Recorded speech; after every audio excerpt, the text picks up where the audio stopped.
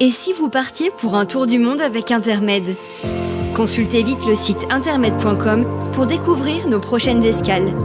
Chaque semaine, plusieurs conférenciers Intermed vous donnent rendez-vous pour une conférence en direct sur une destination regorgeant d'histoire et de culture. Inscrivez-vous gratuitement aux conférences de votre choix et vivez une expérience unique. Alors rejoignez-nous sans attendre et parlez-en autour de vous. Votre tour du monde vous attend.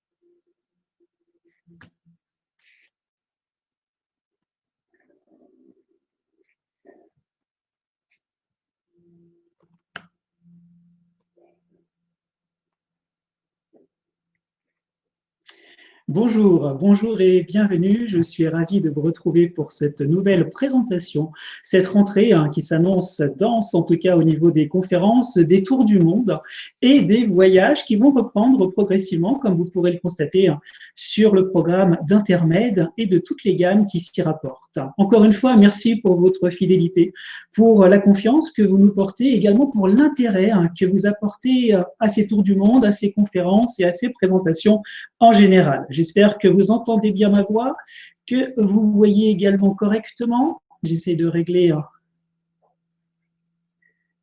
Et nous allons partir aujourd'hui à la découverte ou à la redécouverte, pour beaucoup d'entre vous, j'en suis sûr, d'une région exceptionnelle pour prolonger un petit peu les vacances, à savoir le Luberon. Le Luberon, vous voyez déjà l'orthographe, sans l'accent aigu, même si certains le mettent encore actuellement.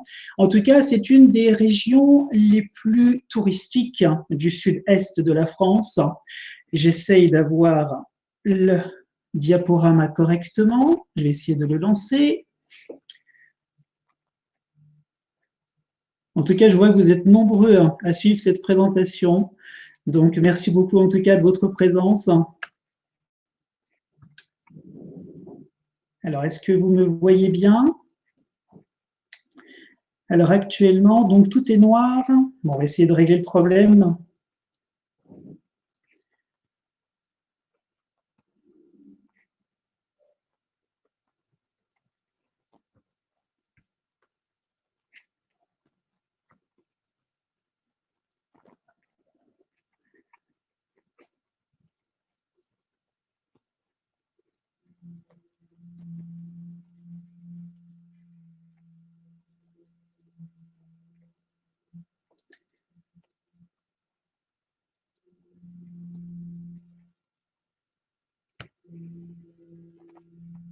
Et en attendant, donc aujourd'hui nous allons parler du Luberon. Alors le Luberon, c'est une des régions, je vous l'ai dit, les plus touristiques et les plus attractives du sud-est de la France. Nous sommes en Provence, nous sommes à 70 km au nord de Marseille et évidemment à l'ouest des Alpes.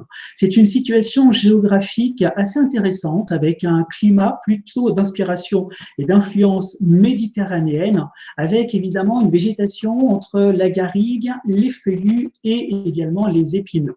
Alors, vous avez un ensemble géologique également très intéressant, à savoir du calcaire, surtout du calcaire du secondaire, avec une richesse en fossiles, avec une présence en tout cas très importante de tout ce qui est ammonite, de différentes feuilles également qui sont emprisonnées dans le calcaire, et une des zones les plus intéressantes également pour les dinosaures. Alors voilà, je vois que le diaporama arrive. Voilà, nous allons pouvoir donc parler ensemble du Luberon, magnifique escale en Provence. Alors la première image que j'ai choisie, vous voyez, c'est pour rendre un petit peu hommage à cette actualité qui est vraiment très pénible à suivre, en particulier à propos de tous ces chevaux. Donc ici, vous avez le Luberon qu'on peut découvrir à cheval. Je vous le conseille fortement, c'est vraiment une expérience unique à vivre. Vous voyez ce qu'on appelle le chemin des cavaliers. Et vous voyez d'ailleurs tout au fond de cette photo, ce que l'on appelle le Grand Luberon. Le Luberon, je vous l'ai dit, on prononce Luberon, c'est depuis 1977 un parc naturel régional, le PNR du Luberon. Vous avez ici sur cette carte l'ensemble des de la Provence, pardon, avec, vous voyez, le Luberon donc en vert, qui est, comme vous le constatez, à cheval entre deux départements, à l'ouest le Vaucluse et à l'est les Alpes de Haute-Provence. Alors, ce parc naturel régional, donc depuis 1977, a la volonté à la fois de préserver bien, toutes les plantes, tous les animaux, parmi lesquels on peut noter par exemple les aigles de Bonelli, qui font figure évidemment de symbole, mais également toutes les fleurs. Vous avez le thym, vous avez les cistes, vous avez donc toute cette végétation que l'on retrouve dans tout l'ensemble de ce parc naturel. Et évidemment, les villages qui sont accolés de cette présence humaine, eh bien, nous allons les découvrir dans quelques instants. Voilà une autre carte qui vous permet de bien comprendre un petit peu l'ensemble géologique et géographique du parc du Luberon. Alors, vous voyez que d'ouest en est, il va représenter à peu près 80 km entre Cavaillon à l'ouest et Manosque à l'est, la ville évidemment de Jean Giono. Et puis sur la partie nord, eh bien, ça va s'arrêter à la ville d'Apt. Apt est capitale évidemment des fruits confits. Et pour le sud, eh bien, nous sommes au niveau de la ville de Pertuis, célèbre pour ses pommes de terre jaunes. Et évidemment, c'est la Durance, cette rivière qui va en faire ici la limite sud. Alors, à l'ouest toujours, revenons un petit peu dans cette description géographique, nous avons à l'extrême ouest l'île sur la Sorgue. Je vous montrerai dans quelques instants quelques photographies très intéressantes de ce lieu. Ensuite, eh bien, nous irons découvrir l'abbaye de Sénanque, Gordes, le village des Boris. Donc, tout ceci se trouve, voyez, au nord-ouest du Luberon. Ensuite, nous irons dans ce qu'on appelle le chemin des Ocres, à savoir Roussillon et Rustrel, le fameux Colorado provençal. Et puis, regardez attentivement toute la chaîne du Luberon. Je vous rappelle d'ailleurs que le Luberon, c'est tout d'abord le nom de montagne. Vous avez à l'ouest le petit Luberon. Vous l'avez sur la carte, je vous laisse regarder en même temps. Et puis, vous avez à l'est le grand Luberon. Entre les deux, c'est ce qu'on appelle la combe de Lourmarin. Cette courbe, évidemment, eh bien, fait la séparation géographique entre le petit et le grand, mais également au niveau de la végétation. J'en reparlerai dans quelques instants. Il n'y a pas tellement de cours d'eau dans le Luberon, vous avez que le Hecbrun, vous voyez en plein milieu, c'est le fameux Hecbrun d'ailleurs qui crée cette combe de Lourmarin, avec cette présence très faible en tout cas de l'élément aquatique. Autre carte que je trouve intéressante pour la précision de toutes ces villes et de tous ces villages.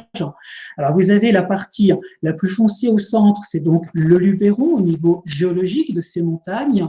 Je vous rappelle d'ailleurs que c'est le Mour, le point culminant du Luberon et qui culmine à 1125 mètres d'altitude. Donc, vous voyez des montagnes qui se situent entre 400 mètres et 1000 mètres d'altitude. Voilà un petit peu l'ensemble des villes et des villages que nous allons découvrir maintenant ensemble. Vous avez l'île sur la Sorgue au nord-ouest, la fontaine de Vaucluse, très intéressante également au niveau géologique, Gordes bien évidemment, Roussillon, Garjas, c'est la seule et unique mine d'ocre qui subsiste actuellement, et puis tous les villages que vous connaissez, j'en suis sûr, avec Lacoste, Beaunieu, Oppède, Ménherbe, vous avez Cucuron, immortalisé avec le hussard sur le toit, bref, que des villages que l'on peut qualifier comme plus beaux villages de France. Alors, officiellement, il y en a 5 qui ont le label de plus beaux villages de France. Commençons tout de suite avec cette zone nord-ouest. Donc, j'ai essayé d'organiser cette présentation de la façon suivante. Je commence par la partie du Vaucluse, avec Fontaine du Vaucluse, Île sur la Sorgue, Gordes, Sylvacane. Ensuite, ça sera le chemin des Ocres, avec Roussillon et Rustrel. Et puis ensuite, nous irons en direction du Petit Luberon, du Grand Luberon. Et voilà, nous terminerons par la combe de Lourmarin. Alors, la fontaine du Vaucluse.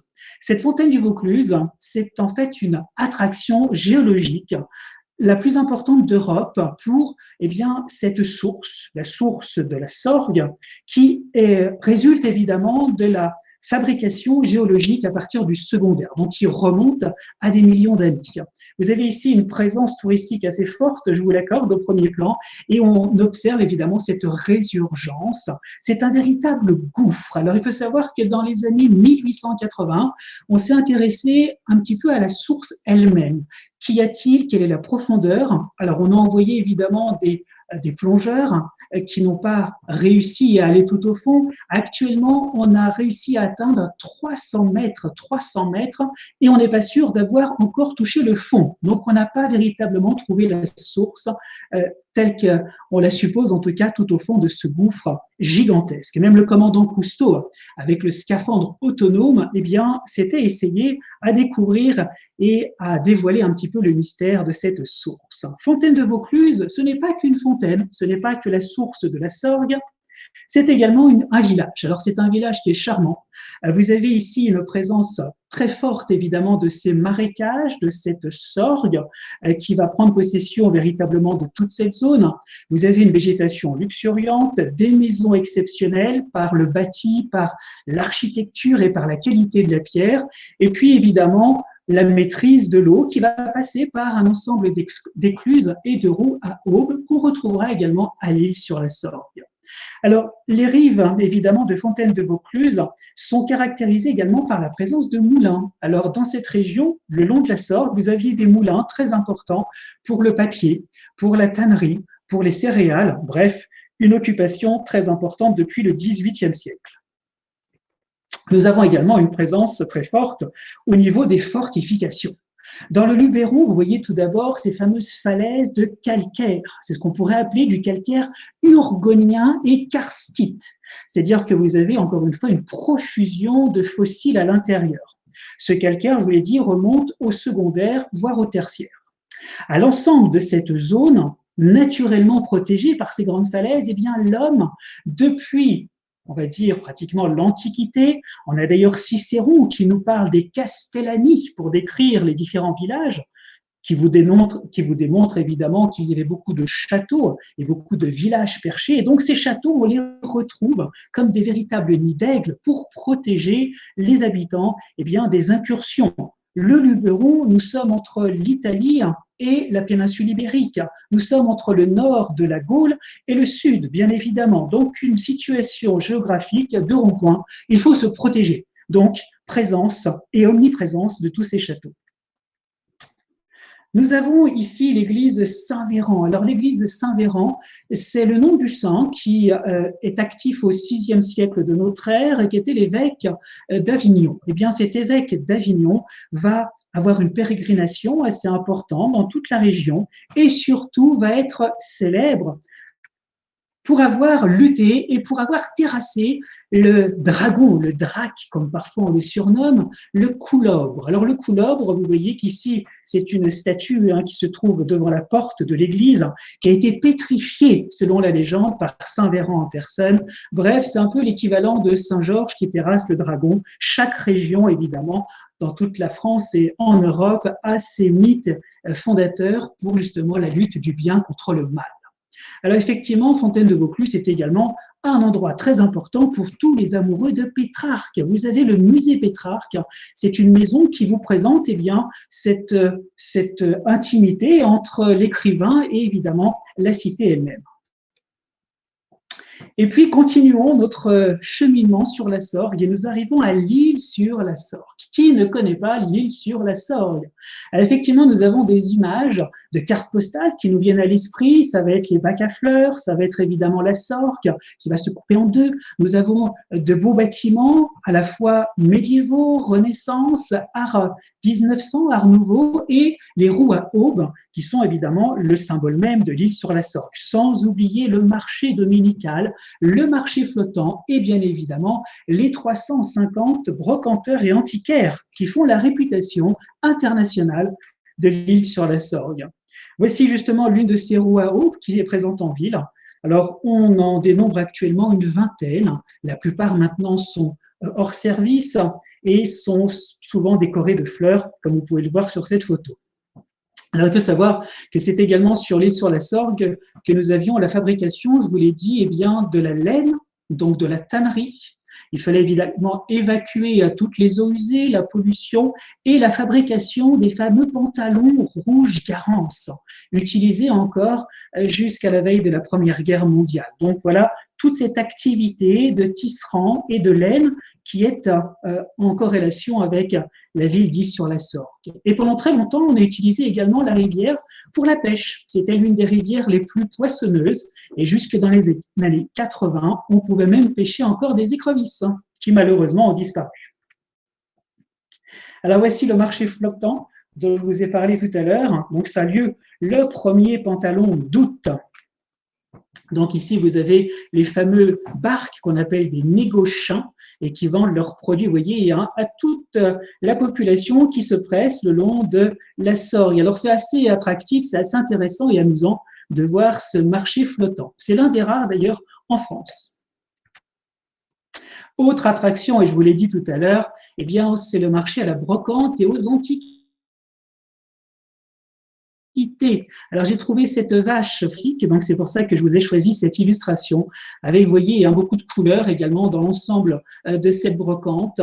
Alors actuellement, malheureusement, ça n'avait pas eu lieu à cause évidemment, eh bien, de la crise sanitaire que nous connaissons. Maintenant, nous rentrons dans le vif du sujet, à savoir les fameux villages perchés. Alors, effectivement, dans le Luberon, on a pratiquement 70 villages perchés. Alors, pourquoi perchés? Tout simplement, encore une fois, pour se protéger des invasions qui passent par les plaines. L'autre aspect, c'est pour pouvoir avoir, eh bien, une hauteur, donc de dominer l'ensemble de la plaine et présence de l'eau. Et à Gordes en particulier, eh bien, nous avons également des souterrains. Donc, il y a la ville que vous voyez, magnifique sur son éperon rocheux, mais il y a tout ce qu'il y a dans le monde souterrain. Quand on arrive devant l'église Saint-Firmin, eh bien, vous avez un passage qui vous permet d'aller découvrir les sous-sols et d'immenses caves voûtées où vous avez des moulins à huile qui sont bien préservés. Vous avez également donc des caves actuellement associées avec les AOC que vous avez, l'AOC donc du Ventoux et l'AOC du Luberon, pour tout ce qui est évidemment en rapport à la vigne. Gordes est resté célèbre, surtout depuis les années 50, 60, avec différents personnages. Vous avez par exemple des peintres qui sont venus ici. Vous avez Vasarely en particulier qui va s'installer à Gordes et qui va d'ailleurs restaurer le château. Vous avez un certain François Mitterrand, avant d'être président de la République, qui est déjà avec une certaine Madame Pinjot, eh bien, vient s'installer dans la discrétion de l'époque, en tout cas dans les villages de Gordes. Vous avez comme ça beaucoup d'hommes de lettres, des politiciens qui viennent eh bien, rechercher cette ambiance et cette façon de vivre que nous avons dans le Luberon. Gordes, vous avez, donc je vous l'ai dit, le château magnifiquement restauré par Vasarely. Vous avez l'église, alors avec son beffroi emblématique, toujours ajouré, la cloche que vous voyez ici dominant l'ensemble du village. Et nous sommes en haut de la vallée du Coulon. Alors la vallée du Coulon, c'est cette petite rivière qui va évidemment renforcer la présence humaine dans cette région. Alors le château, c'est un château qui a été fondé au XVIe siècle, comme beaucoup dans la région, par un certain Robert de Simiane. Alors voici ces fameux vignobles que nous avons à perte de vue. Alors vous voyez le Luberon, tout au fond, le petit Luberon qui dépasse à peine les 700 mètres d'altitude et la vigne à perte de vue. Alors vous le savez, c'est un petit peu comme dans la région de Bandol. Vous avez davantage de rosé, ensuite vous avez un petit peu de rouge et un petit peu de blanc, mais davantage ici donc de rosé à trouver et à ramener. Évidemment, dans cette région proche de Gordes, eh bien, nous avons l'une des abbayes les plus importantes, l'une des trois filles de Cîteaux, comme on les appelle, c'est l'église et la basilique Notre-Dame de Sénanque. Sénanque s'est installée ici alors pour deux raisons. Première raison, présence de l'eau, et ensuite, évidemment, ça va être loin du monde pour pouvoir se concentrer sur la prière. Ces deux conditions sont réunies et donc le lieu s'appelait Sana Aqua, la bonne eau, d'où le nom de Sénanque. Ce sont des moines qui viennent du sud de l'Ardèche et qui s'installent ici en 1148. C'est là donc la dernière fondation des Trois Sœurs. Vous avez ensuite, bien évidemment, antérieur, Sylvacane et le Toronnais. À côté, en tout cas à proximité, à quelques kilomètres, se trouve l'un des joyaux de ce qu'il reste de l'ancienne Via Domitia, cette voie romaine qui permettait de relier toute la partie sud de la Gaule, à savoir entre Turin et Narbonne, en direction évidemment de la péninsule ibérique. C'est le pont Julien du nom bien, de la famille Julie et surtout du nom romain de Apt, Apta Julia, d'où le nom de Julien. Vous voyez que nous sommes en 3 avant notre ère. Il a 3 arches magnifiques, ce pont. Il était encore utilisé par les voitures jusqu'en 2005. Actuellement, c'est la véloroute. Alors, avec le pont de Vaison-la-Romaine, c'est le seul qui subsiste dans la région. Alors, vous voyez, il fait 80 mètres de long. Il a vraiment une architecture, une silhouette presque parfaite. Et il a résisté, vous le constatez, à différentes inondations, à différentes tempêtes, en tout cas aléas climatiques, grâce aux petites arcatures, vous voyez, 2 niches à gauche et à droite de l'arche principale qui permettent évidemment d'évacuer le trop-plein d'eau lorsque l'eau monte jusqu'au parapet. Et nous arrivons dans la route des ocres. Alors nous sommes toujours dans la partie nord du Luberon, je vous rappelle la carte que nous avons vue tout à l'heure, et nous arrivons à Roussillon. Nous sommes dans le département du Vaucluse. Regardez ici ce petit village qui est connu évidemment dans le monde entier pour ses couleurs, pour ses revêtements. Et évidemment, il est bien situé pour avoir des revêtements de couleur ocre. Alors l'ocre, vous voyez d'ailleurs les falaises à droite de la photographie qui contrastent avec ce vert, le vert de la végétation, le bleu du ciel, un bleu bien profond et surtout le petit village construit autour de l'église, toujours avec son clocher, ajouré avec de l'architecture métallique. Et évidemment, ces ocres vont faire la richesse et la réputation de toute la zone qu'on appelle la route des ocres. Et ce, depuis 1871. Et ce, jusqu'en 1991, qui est la fermeture, en tout cas, des grandes carrières à ciel ouvert de ces ocres dites du Roussillon. Actuellement, il ne reste qu'une seule carrière à ciel ouvert, je vous l'ai dit tout à l'heure, qui se trouve à Garjas. Voici la mairie de Roussillon. Vous voyez ici le revêtement avec ces tonalités. Et vous voyez que la couleur est changeante, surtout en fin de journée, lorsque le soleil décline, avec ses couleurs mordorées, avec évidemment ce jeu de lumière, les volets. Vous avez la lumière qui s'accroche plus ou moins sur ces différents types d'ocre, qui vont du jaune en allant jusqu'au rouge. Un rouge d'ailleurs qui est dur à trouver au niveau naturel. Et les ocriers devaient le confectionner en le faisant chauffer. Donc voici la mairie de Roussillon. Et voici le fameux sentier des ocres. Effectivement, lorsque nous sommes à Roussillon, on part quasiment de la place du village pour aller faire une promenade pour la longueur totale, 5 km 500, environ 3 heures de marche, à l'intérieur de ce qu'on appelle le Colorado provençal. Je vous laisse apprécier les différentes chromatiques, regardez, de cet ocre, du jaune au rouge. Encore une fois, le contraste des couleurs sur la photo est assez saisissant. En tout cas, très facile d'accès pour tout le monde. Donc, c'est vraiment une des promenades de prédilection de cette région. Alors, je vous l'ai dit, après avoir fait cette petite promenade dans les ocres du Luberon, dans la partie nord, nous arrivons dans le petit Luberon. Excusez-moi pour la faute, vous voyez que j'ai mis un accent, c'est un petit peu le réflexe qu'on peut avoir parfois, mais c'est bien le Luberon, sans accent aigu. Donc, vous voyez ici une zone légèrement surélevée et qui permet de bien délimiter toute cette région. Et premier petit village que j'aime beaucoup, en tout cas qui est très intéressant au niveau de son histoire et au niveau de sa géographie, c'est Beaunieu. Alors Beaunieu, ça faisait partie du comte d'Agoult. Alors ça remonte évidemment au Moyen-Âge.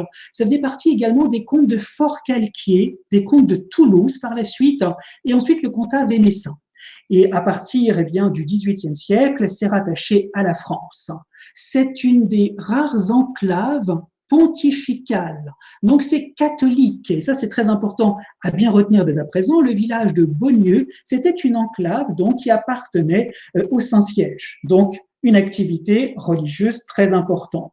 N'oublions pas que Beaunieu est juste en face de Lacoste. Je vous montre juste après les images de Lacoste. Lacoste étant protestant. Vous avez déjà compris un petit peu le dilemme et surtout les confrontations à partir du XVIe siècle principalement.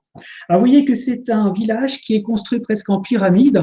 Vous avez l'église vieille qui est tout en haut, sur la partie évidemment droite de la photo, et puis l'église nouvelle qui date de 1870 sur la partie basse. La voici de plus près, cette église neuve de Beaunieu.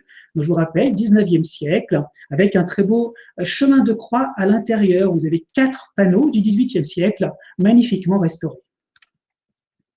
Voici des ruelles caladées. Alors, c'est le terme qu'on utilise dans toute la région du Luberon pour signifier que c'est une ruelle en pierre. Et vous voyez qu'il n'y a que des pierres sur la partie, évidemment, de la route, souvent des appareillages de pierres sèches.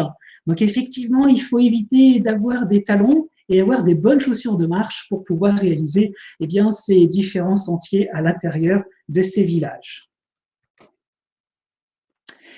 Nous avons ce qu'on appelle ici, alors contrairement au village perché qu'on vient de voir, où les maisons sont plutôt en hauteur, avec différents étages, bien évidemment, vous avez également la deuxième façon de construire dans le Luberon, c'est ce qu'on appelle des maisons à terre, qu'on peut parfois lire comme bastide ou masse. Alors le mas, c'est simplement la grande maison tout en longueur, comme vous le savez, sur 2 étages. Ici, c'est ce qu'on appelle une maison à terre.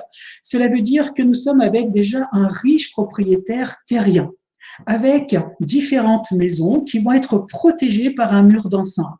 Ces maisons sont très hétéroclites et ont des styles complètement différents. Et après la Révolution française, on voit même apparaître un des symboles forts qui était jusque-là l'apanage de la noblesse, les pigeonniers. Donc on va avoir des grands pigeonniers avec évidemment ce symbole de la richesse et de l'indépendance de cette maison. Et puis regardez au centre de la photo, nous avons cette petite construction qui est assez étrange. En fait, c'est le puits. Et le puits est constitué de pierres sèches, encore une fois, c'est vraiment omniprésent dans toute la zone, pour la protection de ce puits fondamental. Je vous l'ai dit tout à l'heure, il y a très peu d'eau dans le Luberon, donc on va protéger avec une porte fermée à clé, la plupart du temps, ou alors avec un système de poulies pour pouvoir récupérer l'eau de ce puits. Donc voilà les maisons à terre ou bastides.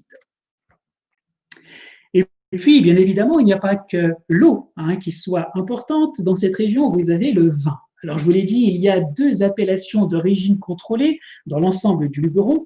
Au nord, vous avez donc l'AOC qu'on appelle côte de Vaucluse et vous avez les côtes de Ventoux, et côte de Luberon, dont évidemment c'est la spécialité à la cave de Beaulieu. Nous avons par exemple cette AOC Luberon Château La Canorgue, à boire avec modération bien évidemment, mais en tout cas vous voyez beaucoup de rosé, comme je vous l'ai dit, à presque 45% de l'ensemble de la vigne qui va être constituée dans cette région. Voici le symbole même de ce qu'on appelle les petites cabanes gauloises, qu'on appelle maintenant, alors c'est assez récent, vous avez certains érudits qui ont ressorti un mot assez ancien qu'on appelle les bories. Alors les bories, quand vous relisez les trésors du Félibrige de Frédéric Mistral, je vous conseille de relire évidemment cet auteur emblématique de la région de Provence, nous avons ici la fabrication et la construction de ces bories, donc des cabanes en pierre sèche. Vous voyez qu'il n'y a pas de mortier. On va désempierrer les champs. Alors c'est le gros problème. Dans cette région, vous avez des champs, il n'y a déjà pas beaucoup de terre et en plus, il y a des gros cailloux qu'il faut enlever. Donc, on va récupérer toutes ces pierres, du calcaire. La plupart sont assez plates, donc ce n'est pas des pierres trop friables ou trop rondes. On n'est pas avec du granit. Et en récupérant ces pierres, les paysans, les bergers, surtout au XVIIIe et XIXe siècle, vont faire ce qu'on appelle les bories, ces cabanons, à l'intérieur desquels nous avons déjà une voûte en encorbellement naturel. On met les pierres en quinconce, on monte progressivement, tout ça sans mortier. Et à l'intérieur, on va trouver différents outils, des bergers. Le berger peut même passer la nuit lorsqu'il est loin de sa maison. Bref, on a vraiment ici un endroit très important, puis se protéger aussi des orages, comme vous le savez, qui sont très violents dans cette zone. Voici le fameux village des Bories. Alors, vous avez une vingtaine de maisons. C'est vraiment un village constitué uniquement de ces fameux cabanons gaulois, comme on les appelait, assez rustiques, sans évidemment le confort. Vous avez simplement une petite fenêtre parfois, la porte bien évidemment, et après, c'est simplement la forme, souvent ronde, parfois carrée, et souvent ici, également pyramidale. En tout cas, un village qui est maintenant classé, que vous pouvez visiter et qui permet de bien comprendre l'architecture vernaculaire de toute cette zone. Autre lieu très important que l'on connaît évidemment grâce à un festival de musique lyrique actuellement, c'est le village de Lacoste. Alors, je vous l'ai dit tout à l'heure, Beaulieu, c'est le village du Saint-Siège, c'est le village catholique. Là, c'est tout l'inverse. On est simplement en face. Eh bien, le village de Lacoste, lui, c'est le village calviniste, protestant, comme beaucoup d'ailleurs dans cette zone, avec la période vaudoise. Alors ici, tout en haut, vous voyez les ruines du château du marquis de Sade. C'est lui véritablement qui a donné son nom célèbre au château, qui est beaucoup plus ancien et qui remonte au XIe siècle. Il ne reste rien de cette époque, bien évidemment. Dans les années 50, nous avons un certain monsieur Pierre Cardin qui va récupérer le château, qui va le restaurer et actuellement qui organise avec Ève Ruggieri le festival de musique lyrique et également des expositions d'art contemporain. Et puis, au pied du château, le village de Lacoste, vraiment emblématique de ces villages du Luberon. Voici un exemple de rue dans le village lui-même. Encore une fois, c'est pierre sèche. Alors là aussi, il faut éviter de visiter Lacoste lorsqu'il pleut. Vous imaginez un petit peu la situation de ces rues. Mais encore une fois, la saison que nous avons actuellement, c'est la meilleure saison, en tout cas avec le printemps, pour visiter l'ensemble de cette région du Luberon. Septembre, octobre, un petit peu à l'image de avril-mai, c'est vraiment le meilleur moment pour le faire. Alors vous avez ici beaucoup de belles boutiques. Ce sont des boutiques très bien décorées, avec un côté très épuré. Et vous avez également à l'intérieur du village différents pôles d'un complexe d'écoles d'art américaines. Donc il s'est installé ici dans les années 60. Alors, l'école d'art, c'est Savannah. C'est l'école d'art américaine, justement, qui s'est installée ici et qui a plusieurs pôles. Et les étudiants sont même hébergés à l'intérieur du village lui-même. Alors, voici l'église du village de Lacoste. Nous sommes sur la partie supérieure. Alors, c'est une église ici qui est du XIVe siècle, remaniée au XVIIe, avec son clocher, très beau panorama, où justement, depuis la partie gauche, on peut observer Beaulieu. Nous avons également le campanile, le beffroi de Lacoste. Alors, pratiquement tous les villages ont leur beffroi. C'était une façon de montrer la puissance à qui aurait le beffroi le plus haut, et c'est une façon aussi d'avoir cette cloche qui peut scander évidemment le quotidien des habitants du village, qui peut avertir en cas d'invasion. Bref, vous voyez l'intérêt fondamental et stratégique de tous ces beffrois. Alors, celui-ci est du XVIIe siècle avec un bel élément d'architecture métallique. Et puis voilà les ruines. Alors vous voyez qu'ici, il ne reste pas grand-chose du château lui-même. Et il faut savoir que le marquis de Sade, en tout cas la famille du marquis de Sade, est installée ici depuis les années 1712.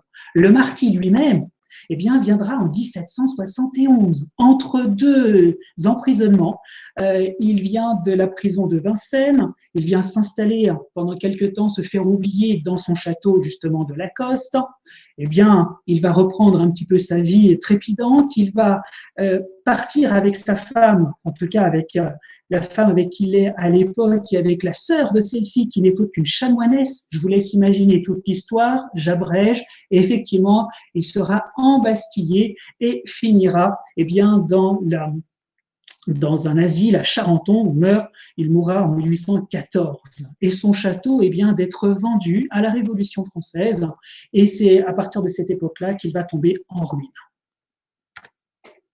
Et voici une sculpture donc contemporaine, comme vous le voyez, du marquis de Sade en personne. Voilà le type de sculpture que vous pouvez donc voir à l'intérieur du château et à l'extérieur également, qui est un véritable musée d'art contemporain à ciel ouvert. Autre village, autre ambiance, mais tout aussi charmant, c'est le village de Ménherbe. Alors, Ménherbe, il est considéré par beaucoup, que ce soit des habitants ou de non-habitants, comme l'un des plus beaux villages de tout le Luberon. Alors, Ménherbe, il faut savoir que pendant 20 ans, il y a un maire très actif, que vous connaissez certainement, qui s'appelle Yves Rousset-Rouard, qui n'est autre que l'oncle de Christian Clavier, et qui n'est autre que le producteur de films célèbres comme Le Père Noël est une ordure, beaucoup d'autres, et qui va, pendant 20 ans, à la tête de la municipalité, dynamiser Ménherbe, en faire un lieu d'attraction et surtout un lieu également pour le cinéma. Il faut savoir que l'ensemble du Luberon a été un véritable théâtre pour l'ensemble, évidemment, de ces films. Je vous montrerai une photo tout à l'heure du fameux Hussard sur le toit. Mais il y en a beaucoup d'autres qui se sont déroulés dans l'ensemble de cette région.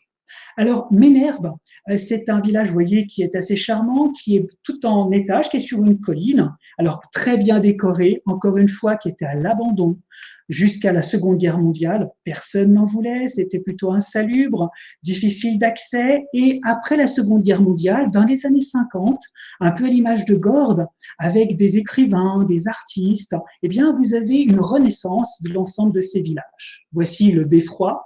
Toujours la même architecture, vous voyez, une architecture défensive avec très peu d'ouverture, toujours ce clocher ajouré de manière métallique. Et vous avez évidemment ces rues, ces ruelles. Alors des ruelles assez étroites, vous en doutez, à la fois pour limiter l'impact du Mistral, qui est omniprésent dans la région, c'est un petit peu le vent des fadas, comme on l'appelle dans le sud, et évidemment pour limiter la chaleur écrasante que vous avez en plein été. Donc voilà le type de ruelles que vous avez dans ces différents villages. La chapelle Saint-Blaise, qui est un véritable joyau, en tout cas d'architecture, il reste pas grand-chose de cette chapelle, mais en tout cas, vous avez un beau porche et à l'intérieur également assez intéressant. Lorsque c'est possible, on peut y accéder. Vous avez également la grande église Saint-Luc de Ménherbe. Alors, c'est dans cette partie haute de Ménherbe que vous avez eh bien, des artistes comme Nicolas de Staël, qui s'est installé là, et Pablo Picasso. C'est peut-être l'hôte de marque le plus connu de Ménherbe.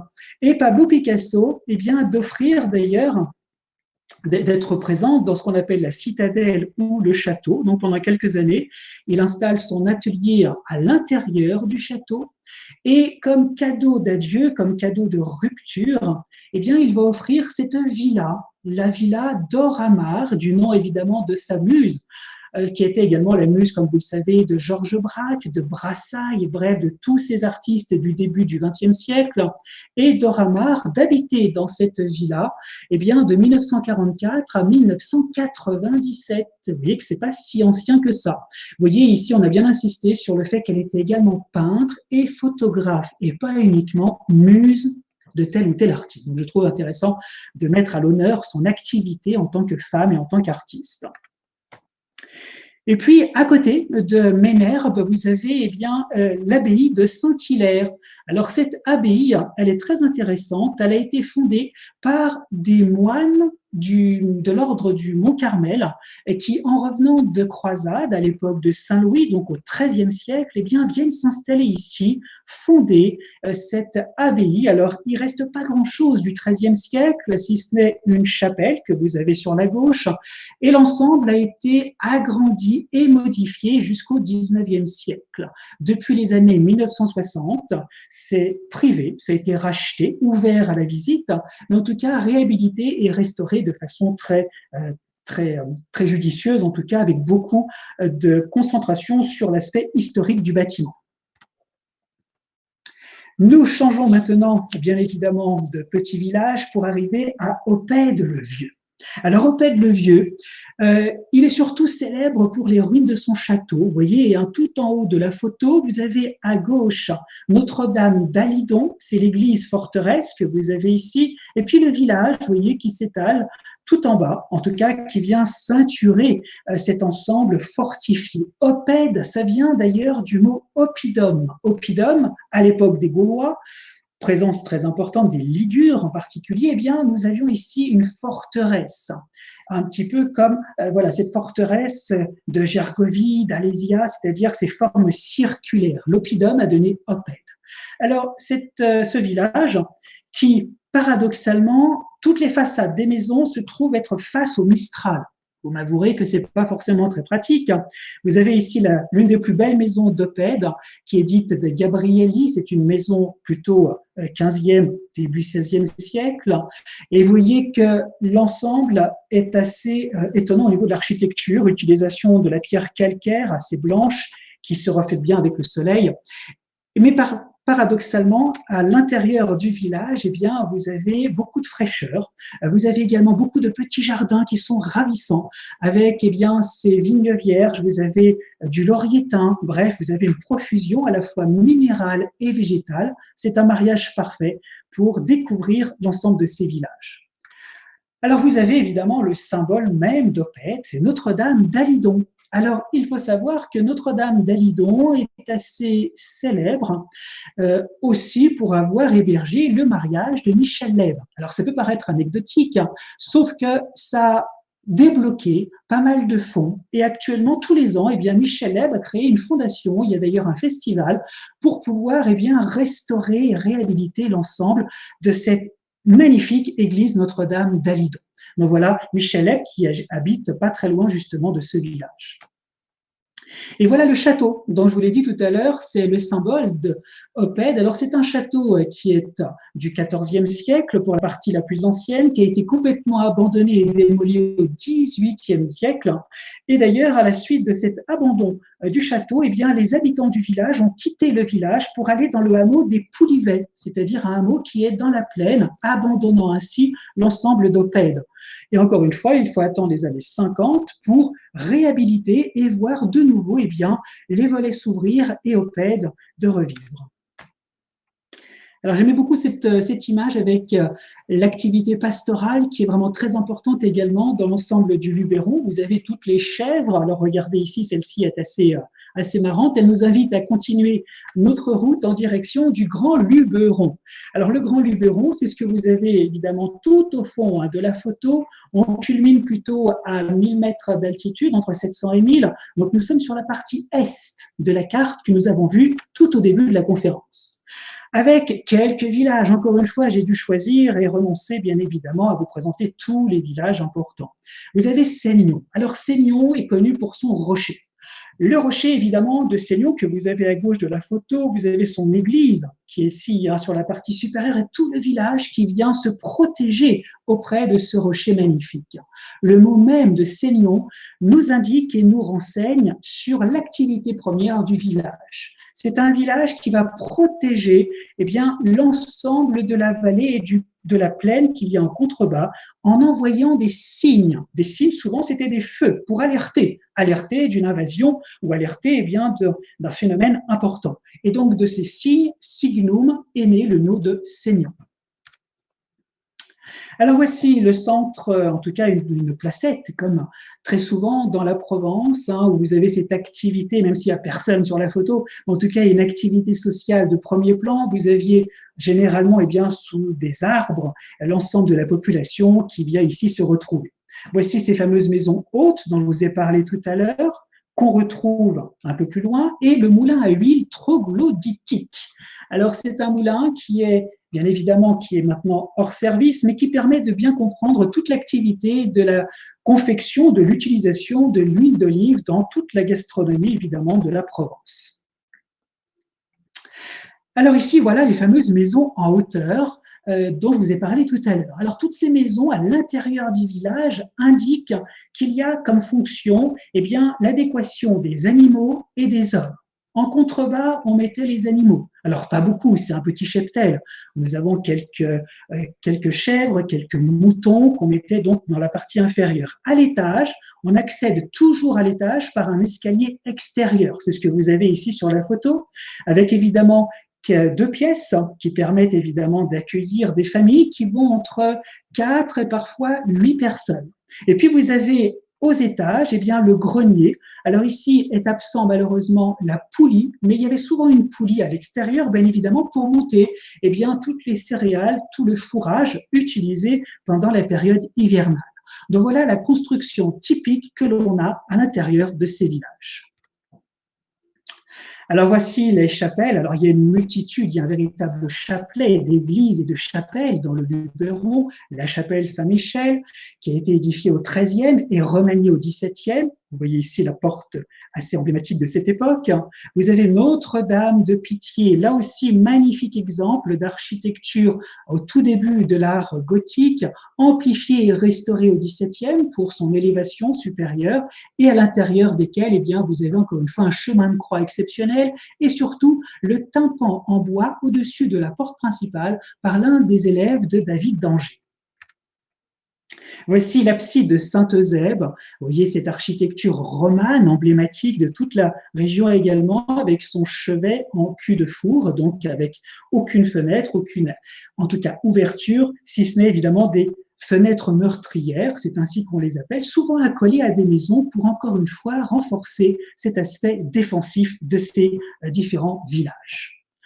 Nous arrivons, vous l'avez compris, dans la partie intermédiaire entre le petit Luberon et le grand Luberon. C'est ce qu'on appelle la combe de Lourmarin.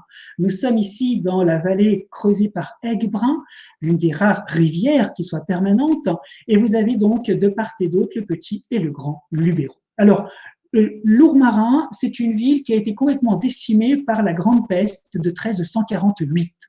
Pratiquement aucun survivant. Et vous avez ici, il faudra attendre le XVe siècle pour voir revenir une population qu'on a fait d'ailleurs se déplacer, venir exprès repeupler Lourmarin et en provenance bien, des villages alpins. Sauf que la plupart de ces habitants étaient plutôt de religion protestante. Voici le château de Lourmarin, alors là aussi restauré avec beaucoup d'efforts dans les années 1920 par l'héritier Pétrolane.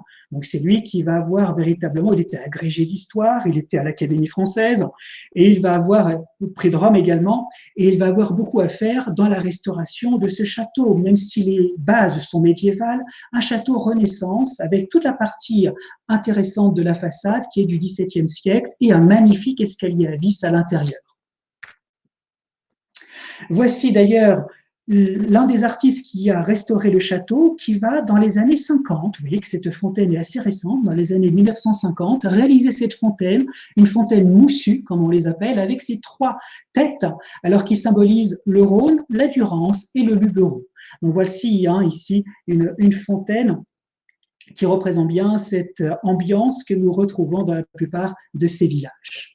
Alors effectivement, Lourmarin est connu pour avoir hébergé des écrivains, en particulier vous avez Albert Camus, voici la tombe d'Albert Camus, et vous avez Henri Bosco également, qui se trouve pas très loin de la tombe de Albert Camus. La spécialité, en tout cas l'une des spécialités de Lourmarin, c'est ce qu'on appelle le gibassier. Alors c'est en fait une fougasse, vous voyez c'est la forme d'une fougasse, c'est sucré et c'est constitué évidemment fabriqué à base d'huile d'olive. Alors c'est délicieux, mais c'est assez conséquent. Et puis l'autre grande spécialité, et c'est avec cette illustration qu'on va bientôt terminer la présentation, ce sont les truffes du Vaucluse. Il faut savoir que ce sont des truffes sauvages, étant donné qu'il y a très peu de chênes truffiers qui donnent ce type de truffes. Et il faut savoir, chose étonnante, que la partie du Luberon produit plus de truffes sauvages que l'ensemble du Périgord. Et d'ailleurs, pour les personnes qui auront la chance de venir m'accompagner avec Éméris dans ces visites du Luberon fin septembre et début octobre, nous avons une dégustation à base de truffes, donc à découvrir évidemment absolument. Et puis, je vous l'ai dit en introduction, voici le cinéma qui s'est approprié l'ensemble du Luberon. Voici Le Hussard sur le toit, film de Jean-Paul Rappeneau en 95. Et vous voyez Olivier Martinez, l'acteur principal, de parcourir une partie des toits de Cucuron, l'un des villages aussi vraiment charmants avec cette architecture assez austère mais très intéressante. En tout cas, voilà le cinéma qui utilise le Luberon comme un véritable théâtre à ciel ouvert. Et puis pour les chanceux qui, encore une fois, viendront pour ces deux voyages que nous vous proposons, donc fin septembre et début octobre, voilà l'hôtel qui se trouve à Joucas. Donc c'est le Mas des Herbes Blanches, magnifique endroit, je vous laisse regarder par vous-même la photo. Et en tout cas, nous aurons le plaisir, et j'aurai le plaisir de vous retrouver pour justement 2 séjours. Alors, premier séjour, il reste quelques places pour le départ du 28 septembre. Voici la présentation qui vous est donc mise en avant. 28 septembre du 3 octobre, donc il reste quelques places. Et puis, nous avons également du 4 au 9 octobre sur le même circuit avec les mêmes prestations. En tout cas, j'aurai beaucoup de plaisir à retrouver les personnes qui vont s'inscrire pour ces 2 voyages. J'aurai également beaucoup de plaisir à vous retrouver dès demain pour vous présenter une conférence sur la Normandie aux sources de l'impressionnisme, donc demain à 16h. Ensuite, vous retrouverez Frédéric Drone pour vous présenter Lyon, 2000 ans d'histoire, le 10 septembre à 14h30. Et encore une fois, je vous retrouverai vendredi 11 septembre à 16h pour vous présenter Bordeaux, ville d'art où le vignoble est l'encre de son histoire, tout un programme. Encore une fois, merci infiniment pour votre présence, pour votre confiance. Prenez bien soin de vous et au plaisir de vous revoir. Merci beaucoup et n'hésitez pas à appeler le service client si jamais vous avez des questions ou si vous êtes intéressé par ces voyages. Merci beaucoup.